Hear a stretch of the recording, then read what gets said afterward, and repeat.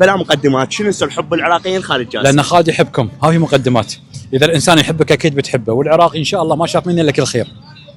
شنو سر تميز برنامج المجلس على جميع البرامج العربيه؟ العفويه، اعطاء فرصه اكبر للضيف انه يتكلم ويعبر عن اللي بداخله بدون اي قيود، بدون اي حريه. هو يكون مسؤول عن كلامه، مسؤول عن تصريحاته، ولكن شرط لا تسيء الى الاخرين.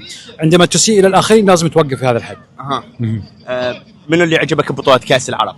والله اكثر منتخب الى الان عجبني المنتخب العراقي، المنتخب السعودي، والمنتخب الاردني، والمنتخب الجزائري طلع في اخر مباراه بمستوى عالي جدا.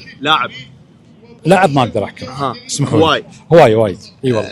اخر شيء اقول لك شكرا لقطر قياده وشعب، وفعلا انتم عاصمه كره القدم العالميه. واحنا نقول حياكم الله في ديرتكم.